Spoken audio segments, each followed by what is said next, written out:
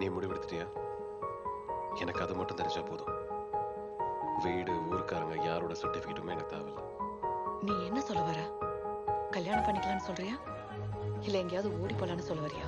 நான் கல்யாணம் பண்ணி தர முடியாதுன்ற மாதிரி தானே உன் அப்பா வந்து. அதனால அவங்களெல்லாம் எதிர்க்கணுமா, அவமானப்படுத்தணுமா? பின்ன அவங்க சொல்ற மாதிரி நம்ம 2 பேரும் பிரிஞ்சு போகணுமா? நீ ஒருத்தரை பத்தி மட்டும்தான் யோசிக்கிற. உன்னை பத்தி மட்டும் இஷ்டத்துக்கு நடக்கணும், உனக்கு பிடிச்ச வேலையை செய்யணும். என் அவஸ்தை என்னன்னு என்னைக்காவது யோசிச்சிருக்கியா? இத்தனை வருஷம் நான் எப்படி சமாளிச்சேன்னு யோசிச்சிருக்கியா? இதெல்லாம் சொன்னாதானே எனக்கு தெரியும். சில விஷயங்களை சொல்லாமலே புரிஞ்சுக்கணும். யாரையாவது கஷ்டப்படுத்துற மாதிரி நான் ஏதாவது செஞ்சிருக்கேனா? அதெல்லாம் ஏன் புரிஞ்சுக்க மாட்டேன்? உன்னை புரிஞ்சுக்கிட்டவங்க வேற யார் இருக்காங்க? ஏன் இப்படி எல்லாம் பேசுற? என்னால இதுக்கு மேலே இப்படி இருக்க முடியாது. அதுக்காக நம்ம கொஞ்ச நாளைக்கு பிரிஞ்சிருக்கலாம். பிரியணும்னு சொல்றியா? எல்லாம் அவ்வளவுதான் இல்ல.